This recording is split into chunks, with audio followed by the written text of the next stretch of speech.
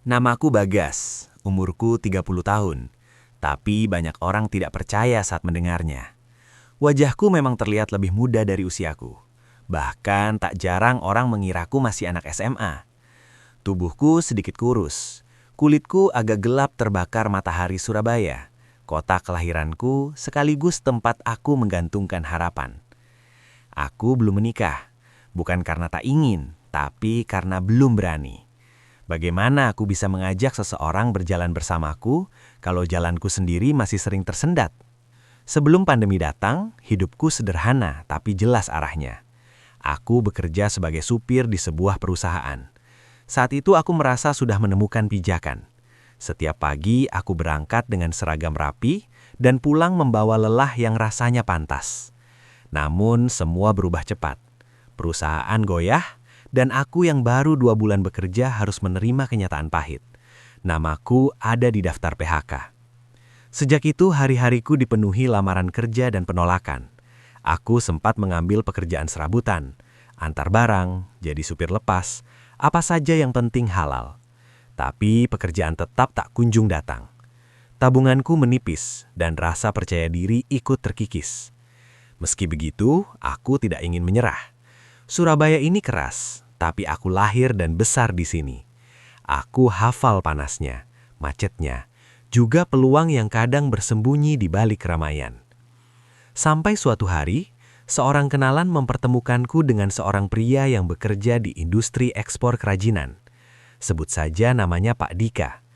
Penampilannya rapi dan bicaranya tenang. Ia menanyaiku banyak hal, bukan hanya soal menyetir, tapi juga tentang kesabaran dan kejujuran. Aku menjawab sejujur yang aku bisa, karena hanya itu yang kupunya. Di luar dugaanku, Pak Dika menerimaku. Aku butuh supir pribadi yang bisa dipercaya, katanya waktu itu. Kalimat itu sederhana, tapi bagiku seperti pintu yang terbuka setelah lama terkunci. Hari itu aku pulang dengan langkah lebih ringan. Untuk pertama kalinya setelah sekian lama, aku merasa hidupku kembali bergerak. Mungkin pelan, tapi setidaknya tidak diam. Dan begitulah kisahku dimulai. Kerja jadi sopir pribadi Pak Dika dimulai. Hari demi hari, minggu, bulan, berlalu seperti biasanya. Kulalui dengan normal. Namun, ada yang menurutku agak riskan, yaitu istri dari Pak Dika sendiri. Sebut saja Bu Dini. Umurnya 26 tahun. Namun penampilannya sering kayak ABG. Bu Dini sering terlihat memakai crop top, yaitu pakaian untuk wanita yang mirip singlet, memperlihatkan belahan bagian atas dan pusar kelihatan. Dan crop top itu dipadukan dengan rok mini. Bu Dini sendiri punya tinggi badan sekitar 170 cm, hampir setara tinggiku dengan Bu Dini. Dan badannya berisi, ya orang bilang sekarang istilahnya semok. Dan wajahnya cantik, kulitnya putih bersih. Bahkan ada yang menyamakan mirip artis Korea. Gunungnya besar, mirip dia membawa 2 buah semangka kemana-mana. Pernah suatu hari, Bu Dini lari pagi hari Minggu. Ia memakai crop top dan rok mini. Di belakangnya ada 2 pemuda mengikutinya berlari sambil menggoda Bu Dini hingga pintu gerbang rumah. Pernah juga aku disuruh oleh Pak Dika untuk membawakan Bu Dini sebungkus makanan ke kamarnya Bu Dini. Aku ketuk pintu dan dibalas dari dalam oleh Bu Dini. Masuk saja, pintunya tidak dikunci. Dan apa yang kulihat pemandangan di depan menjadikan pandanganku mataku nanar. Jujur, aku adalah laki-laki yang normal. Melihat Bu Dini hanya memakai celana dalam dan bra, bodi Bu Dini amatlah indah bentuknya. Spontan saja, hawa panas terasa mengalir dalam tubuhku. Aku merasa menggigil melihat pemandangan seperti itu. Bu Dini hanya tersenyum saja sambil bertanya, "Gas, kamu kenapa? Sini bawa makanannya." Sejak kejadian itu, aku lebih menghindar bila disuruh seperti itu. Takut terjadi hal yang tak diinginkan. Dan apa yang kukhawatirkan akhirnya datang juga. Suatu hari, menginjak 3 bulanan aku bekerja, pagi itu ada rapat di kantornya Pak Dika. Bu Dini ikut serta di sana. Aku menunggu di sekitar tempat parkir. Sorenya rapat selesai, Aku ditelepon oleh Pak Dika, disuruh bawakan bungkusan ke Buk Dini yang waktu itu ada di kamar sebelah. Aku lihat Buk Dini matanya berlinang. Aku takut mengajaknya bicara. Aku hanya bilang, "Maaf Bu, aku disuruh antar bungkusan ini oleh Pak Dika." Dan Buk Dini hanya mengangguk. Aku balik lagi ke tempat Pak Dika untuk mengambil dokumen dan membawanya ke mobil. Waktu itu aku sudah mau masuk, tapi entah kenapa batinku menyuruh aku menguping pembicaraan Pak Dika dengan salah satu rekannya yang masih ngobrol dengan Pak Dika.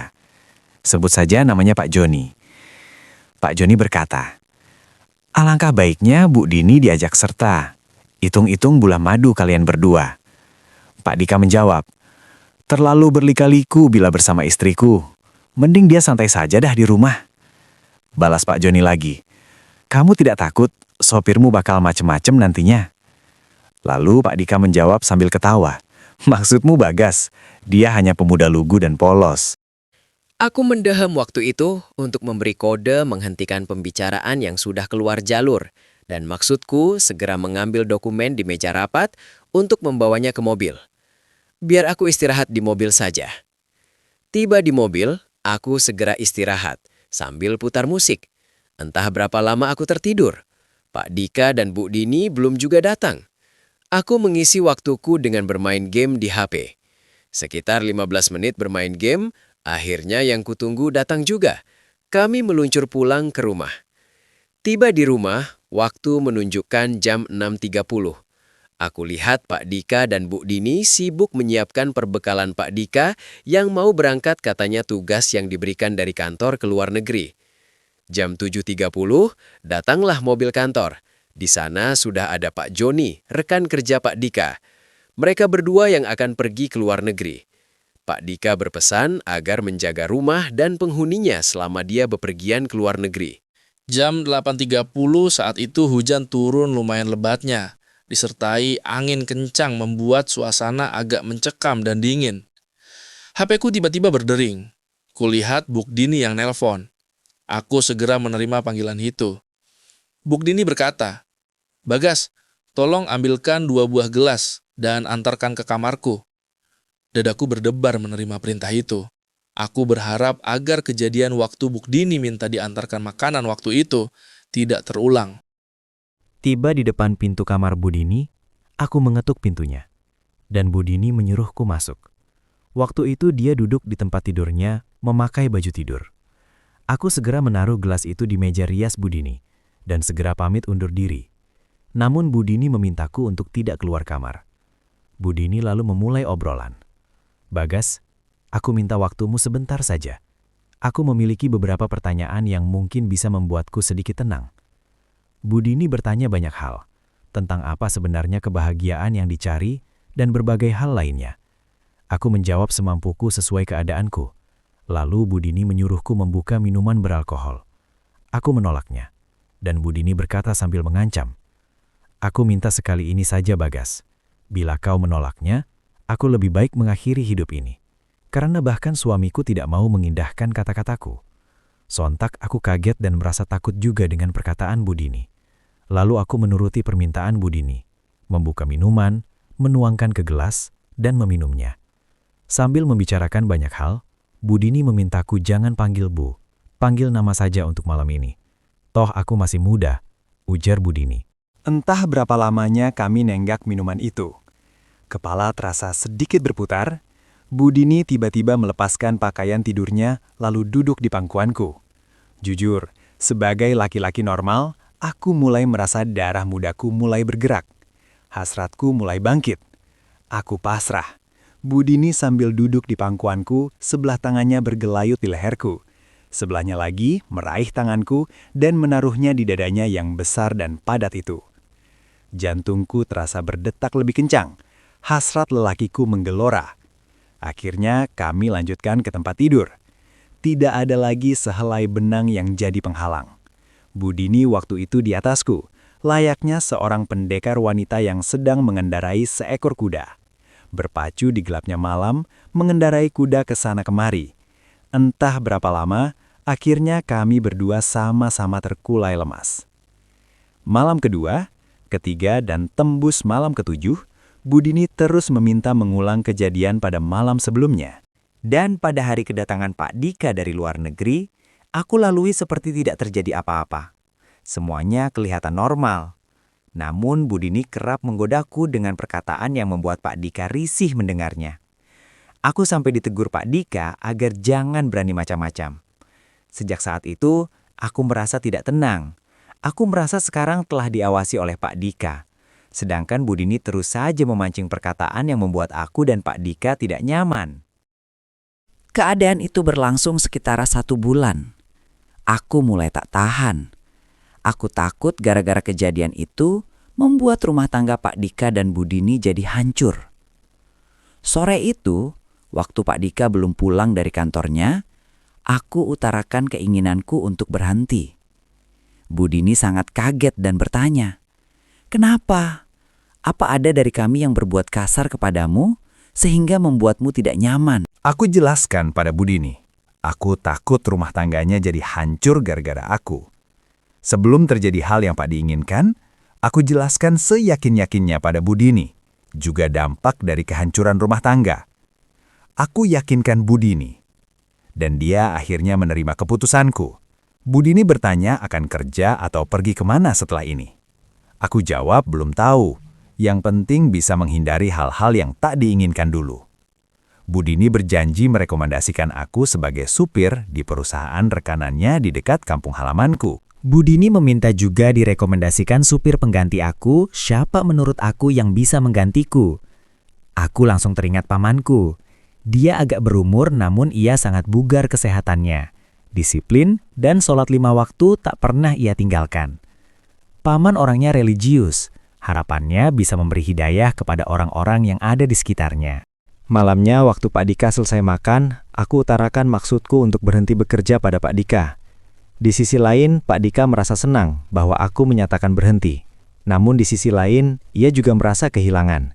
Tapi apa boleh buat, demi kebaikan bersama, agar jangan sampai kehadiranku menjadi bencana pada rumah tangga orang lain. Pak Dika memberi pesan, "Baik-baiklah nanti di tempat kerja yang baru.